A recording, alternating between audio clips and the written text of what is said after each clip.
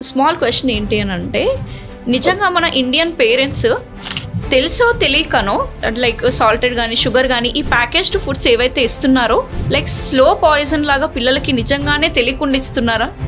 అసలు ఈ లేబుల్ చదివి ఇవ్వడం వల్ల చైల్డ్ లైఫ్ని ఎలా సేవ్ చేసిన వాళ్ళం అవుతాము? చదువుకున్నాళ్ళే లేబుల్ సరిగ్గా చదవట్లా. ఇప్పుడు లేబుల్ మీద ఏం రాస్తున్నారు? యాడెడ్ రిఫైన్డ్ షుగర్ 0, కిందకి వెళ్తే యాడెడ్ అన్రిఫైన్డ్ షుగర్ మెన్షన్ చేస్తారు. ఇప్పుడు నేను మీకు తెలుసు కదా, నేను మిస్లీడింగ్ ఓఆర్ఎస్ డ్రింక్స్ మీద ఫైట్ చేస్తున్నాను. అది హై షుగర్ డ్రింక్స్కి ఓఆర్ఎస్ అని పేరు పెట్టేసుకున్న వాటి మీద. ఇప్పుడు ఓఆర్ఎస్ అని పెద్దగా కనపడుతుంది, మనం ఇచ్చేస్తున్నాం. ఏది బిగినింగ్లో 2016-17 అప్పుడు నేను పేరెంట్స్ ఇది ఓఆర్ఎస్ అయినా డాక్టర్ అంటే అంతే, దాంట్లో ఇంత కిరికిరి ఉంటుంది అనేది నాకు అసలు తట్ల. ఏంటా పిల్లలు ఎక్కువ మోషన్ వెళ్ళిపోతున్నారని చూస్తే అప్పుడు తెలిసింది ఇది ఓఆర్ఎస్ కాదు, పేరే ఓఆర్ఎస్ అని. అప్పుడు వెనక్కి తిప్పి చూస్తే actual WHO recommended formula ORS కంటే 10 రెట్లు చక్కెర ఉంది. అప్పుడు వాళ్ళు మనల్ని రెప్స్ వాళ్ళందరూ వచ్చి కలుస్తారు వాళ్ళ ప్రోడక్ట్ అమ్ముకోటానికి. అదేంటమ్మా అసలు మీరు ఎలాగ చేస్తున్నారు అంటే, నెమ్మదిగా this is not to be given during diarrhoea అని చిన్న అక్షరాలు వెనకాల ఎక్కడో పెట్టారనమాట. ఇంకా అది కూడా మనం అడిగి గవర్నమెంట్కి లెటర్స్ రాస్తే 2022 ఆగస్ట్ 8న వాళ్ళు ఈ ఓఆర్ఎస్ అనేవి ఇలాంటి వాటి నుంచి తీసేయాలని ఆర్డర్ పాస్ చేశారు. 2 నెలల్లో ఆర్డర్ మారిపోయింది. This is not an ORS అని ఇంకొంచెం పెద్ద అక్షరాల్లో ఫ్రంట్లో, అంటే పెద్ద అక్షరాలు అంటే do not give during diarrhoea కంటే పెద్ద అక్షరాలు, ఈ ఓఆర్ఎస్ కంటే పెద్ద అక్షరాలు కాదు, డిస్క్లైమర్ పెట్టారు. సరే పెట్టినా తెలియకుండా బోళ్ళంతమంది ఇచ్చేస్తున్నారు అనుకో. కానీ అసలు చదువురాని వాళ్ళు ఎంతమంది? కరెక్ట్. అండ్ పోర్ పీపుల్ పాపం వాళ్ళు వెళ్ళి అన్న మెడికల్ షాప్కి వెళ్ళి అన్న నాకు ఓఆర్ఎస్ ఇవ్వంటే ఇది ఇచ్చేస్తారు. ఎవరు చదువుతారమ్మా? కానీ చదవటం ముఖ్యం, లేకపోతే ఇలాగే మోసపోయి బిడ్డలు నష్టపోతారు. ఇప్పుడు ఇచ్చారనుకో మోషన్స్ ఎక్కువైపోతాయి. మన దేశంలో 100 పిల్లలు చనిపోతుంటే 5 ఏళ్ళ పిల్లలు 13 మంది మోషన్స్ వల్లే చచ్చిపోతున్నారు. మరి మోషన్స్ పెంచేది మనం తెలియక లేబుల్ చదవకపోవటం వల్లే కదా. సరే పోనీ లేబుల్ ఎందుకు ముఖ్యమో చెప్తాను. ఇప్పుడు ఓఆర్ఎస్ పౌడర్ ప్యాకెట్ కొన్నామని 2 రకాలు ఉన్నాయి. మళ్ళా 4.2 గ్రామ్ అని ఉంది, 21 గ్రామ్ అని ఉంది. 21 గ్రామ్ అయితే లీటర్లో ముందే కలిపేసి పెట్టుకోవాలి, 4.2 గ్రామ్ అయితే 200 ml కలిపేసి పెట్టుకోవాలి. ఈ లేబుల్ చదవరు, కొంచెం పౌడర్ తీసుకుంటారు, కొంచెం నీళ్ళు. అవునా? చాలా మంది మిస్టేక్ చేస్తారు. మందులు, నేను డాక్టర్ని కాబట్టి నేను మందుల గురించి చెప్తున్నా, ఫుడ్స్ వరకు వస్తా నేను. ఓకే అమ్మయ్య, పిల్లల ఎగ్జామ్స్ అయితే అయిపోయాయి, పొద్దున్నే లేవాల్సిన పని లేదు ఇంకా. కానీ సమ్మర్ హాలిడేస్ స్టార్ట్ అయ్యాయి. మీకు తెలుసు కదా, పిల్లలు ఫుల్ టైం ఇంట్లోనే ఉంటే పేరెంట్స్కి ఎంత టార్చరో. 12 అయినా నిద్రలేవారు, ఇంట్లో వండేది తినకుండా ఏవేవో జంక్ ఫుడ్స్ అడుగుతుంటారు. ప్రతి చిన్నదానికి అరుస్తారు, కొట్టుకుంటారు, ఏడుస్తారు. పేరెంట్స్ చెప్పిన మాట అయితే ఇంకా అస్సలు వినరు. డే మొత్తం ఆ టీవీలో ఈ ఫోన్లోనే మునిగిపోయి టైం వేస్ట్ చేస్తారు. పిలిచినా కూడా పలకరు, అసలు లేజీ అయిపోతారు. బ్యాక్ ఆన్సర్ ఇస్తారు. Complaints, comparisons, depression, frustration, stress, కోపం, బాధ. హలో రిలాక్స్, మీ బాధ నాకు అర్థమైంది.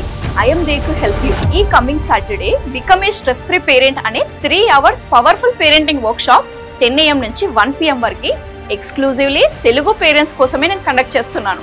మీరు అండ్ మీ లైఫ్ పార్ట్నర్ తో కంపల్సరీ అటెండ్ అవ్వండి.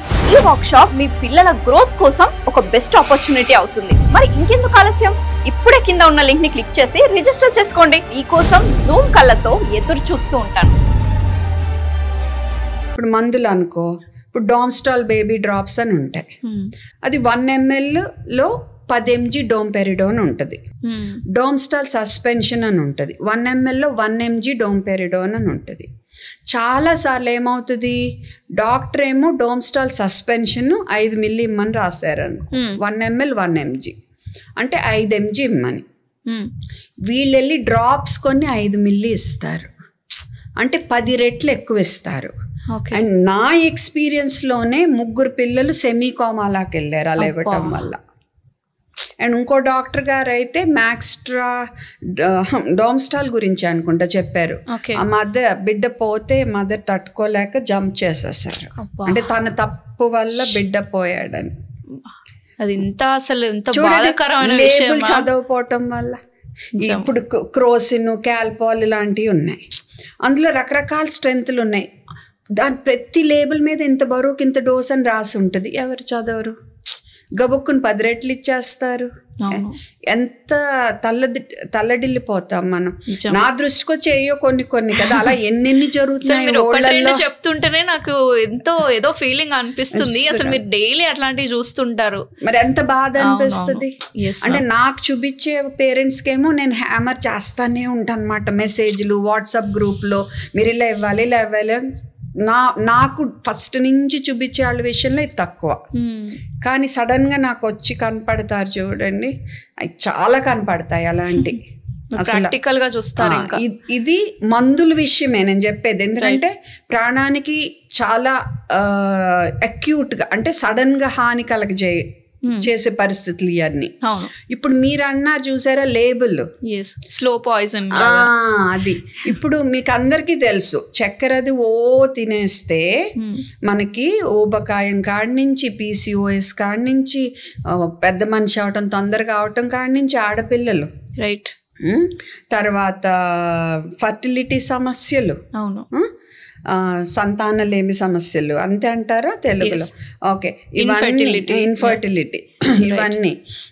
ఆ తర్వాత చక్కెర వ్యాధి, డయాబెటీస్, తర్వాత కీళ్ళ నొప్పులు, ఆత్మన్యూన్యతాభావం, లావ్ అవటం వల్ల, ఇవన్నీ సమస్యలే కదా, సమస్యలు.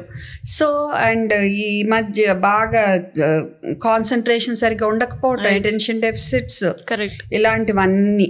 అండ్ తల్లి బిడ్డలు మోయాల్సిన తల్లి షుగర్లు అవన్నీ ఎక్కువ తినేసి తను తర్వాత బిడ్డకు కూడా ఎఫెక్ట్ అయ్యి, సో ఇవన్నీ తెలుసు మనకు. తెలిసినా కూడా గబుక్కుని లేబుల్ చదవము, ఎంత ఇస్తున్నాం ఏమి ఇస్తున్నాం అని. చదివినా అర్థం కాని పరిస్థితి ఏంటో చెప్పనా. ఇప్పుడు తెలివిగా ఏం చేస్తున్నారో చాలా మంది అడ్వర్టైజ్మెంట్లో, మార్కెటింగ్లో, అండ్ మామూలుగా ఓన్లీ ఇన్ఫ్లుయెన్సర్స్తోనే కాదు డాక్టర్స్తో కూడా చేపించేస్తున్నారు. No sugar, no refined sugar, naturally sweetened with jaggery అని.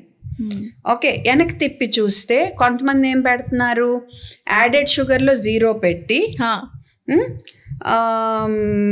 న్యాచురల్లీ స్వీటెండ్ విత్ జాగరీ అని పెడుతున్నారు. తర్వాత మనం కొంచెం వి కాల్ దెమ్ అవుట్, కొంతమంది ఇది ఇలా కాదు అని. ఇప్పుడు లేబుల్ మీద ఏం రాస్తున్నారు, యాడెడ్ రిఫైన్డ్ షుగర్ 0, కిందకి వెళ్తే యాడెడ్ అన్రిఫైన్డ్ షుగర్ మెన్షన్ చేస్తారు. ఒక కంపెనీ లిటిల్ జాయ్స్ అని ఉంది. ఓకే, అది 30 గ్రాముల్లో 16 గ్రాములు యాడెడ్ షుగరే, కానీ ఏం షుగరు, అన్రిఫైన్డ్ షుగరు. 0నే పెడతారు వాళ్ళు, రిఫైన్డ్ 0 పెడతారు. నువ్వు చదువుకో, నువ్వేమనుకుంటావు, అబ్బా నా బిడ్డకి నేను అసలు షుగర్ లేనిదే ఇచ్చేస్తాను, ఎగరేసుకుంటున్నారు. ఫ్లేవర్డ్ మిల్క్ పౌడర్స్, గమ్మీస్ అని. లిటిల్ జాయ్స్ అనే కాదు, ఈ కంపెనీలు ఇప్పుడు కొత్తగా ట్రూవీ అని వచ్చింది, తర్వాత ఏది గ్రిడ్జో అని వచ్చింది, తర్వాత హంగ్రీ కోలా అని వచ్చింది. వీళ్ళందరూ ఏంటంటే మేము జాగరీ ఇస్తున్నాము, no sugar or no refined sugar అని పెడతారు ఫ్రంట్లో. ఇదివరకు నో షుగరే, ఇప్పుడు మేము వాయిస్ అది రేస్ చేసేసరికి నో రిఫైన్డ్ షుగర్ అని అడ్వర్టైజ్మెంట్స్, న్యాచురల్లీ స్వీటెండ్ అని అడ్వర్టైజ్మెంట్. వెనకాల లేబుల్ చదివితే యాక్చువల్గా షుగరే, సుక్రోజే. కాకపోతే ఇప్పుడు ఏంటి, కొంతమంది ఇప్పుడు వినేవాళ్ళు కూడా ఏంటి నువ్వు జాగరీ మంచిది కాదంటున్నావు, బెల్లం మంచిది కాదంటున్నావు, తరతరాలుగా బెల్లం మంచిది కదమ్మా అని అనొచ్చు, నా మీద కాపు ఇచ్చుకోవచ్చు. బట్ నేను చెప్పాల్సింది నిజాయితీగా చెప్పాలి, బెల్లంలో కొంచెం ఇనుము ఎక్కువ ఉండే మాట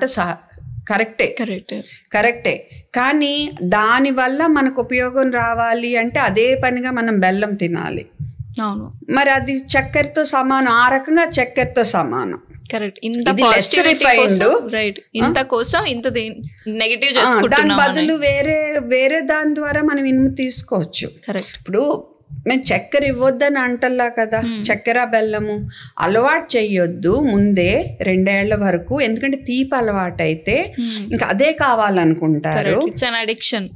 అది. రెండోది పాలు ఉట్టి పాలుగా అలవాటు చేయండి. అందులో ఏదో ఒకటి యాడ్ చేస్తే కానీ తాగని స్టేజ్కి మీ బిడ్డను తెచ్చుకోవద్దు. అండ్ ఆల్టర్నేటివ్స్ కోసం చూడొద్దు. నెమ్మదిగా తగ్గించుకోండి. అంతేకాని ప్రతిదానికి ఆల్టర్నేటివ్ చూడొద్దు. నెమ్మదిగా అది తగ్గించుకుని కొంచెం మితంగా సరదాగా ఎప్పుడన్నా పండగప్పుడు వారానికి ఒకసారో అలా డెజర్ట్స్ అలాగ ఉంచండి తప్ప రోజు అదే పనిగా చక్కెర, బెల్లం, డేట్స్ పౌడర్ అని చేయొద్దు అని. బట్ వీటిల్లో కూడా మనకి ఏమన్నా ఎక్స్ట్రా ఏంటి ఇందులో ఏది బెటర్ అంటే అలా చూసుకుంటే వీటి మీద dates powder better. Okay, but ఉద్దేశం ఏంటంటే మీరు లేబుల్ చదువుకున్నప్పుడు ఆ యాడెడ్ షుగర్ ఎంత ఉందనేది చూసుకోండి. యాడెడ్ రిఫైన్డ్ షుగరే కాదు, యాడెడ్ అన్రిఫైన్డ్ షుగర్ కూడా చూసుకోవాలి. సో అందుకే లేబుల్ అనేది మనం చదవటం నేర్చుకోవాలి. సో అది కష్టం, ఎంత లేదన్నా మన దేశంలో చాలా కష్టం ఆ లెవెల్కి అందరినీ తేవటం. సో గవర్నమెంట్ కూడా రూల్స్ ఫామ్ చేసేప్పుడు మార్కెటింగ్ గురించి కానీ లేబులింగ్ గురించి కానీ ఫామ్ చేసేప్పుడు ఇంకా స్ట్రిక్ట్గా ఉండాలి. కొన్ని కంట్రీస్లో ఏం చేస్తారంటే చక్కెర ఎక్కువ ఉంటే, చక్కెర అంటే మళ్ళీ ఇక్కడ నేను చక్కెర బెల్లం అన్ని కలిపే చెప్తున్నా, ఎక్కువ ఉంటే వాళ్ళకి ఒక రెడ్ మార్క్ ఏదో పెడతారు. కనీసం ఆ మాత్రమైన మన దేశంలో పెట్టి ప్రజలందరికీ అవేర్నెస్ తేవాలి. ఇదిగో ఇలా ఉంటే ఇందులో చక్కెర బెల్లం అధికంగా ఉన్నట్టు అనేది వాళ్ళు అట్లీస్ట్ తెలుసుకుంటారు, ఐడెంటిఫై చేయాలి. ఆ తర్వాత వాళ్ళు ఇవ్వాలి అనుకుంటే అది వాళ్ళ ఇష్టం. అట్లీస్ట్ మనం క్లియర్ గా ఒక సింబల్ పెట్టేసాం కదా. ఇప్పుడు ఆర్గానిక్ కి ఒక సింబల్ పెడుతున్నారు. సో అలాగా ఇలా కూడా మనకు ఉంటే బాగుంటది.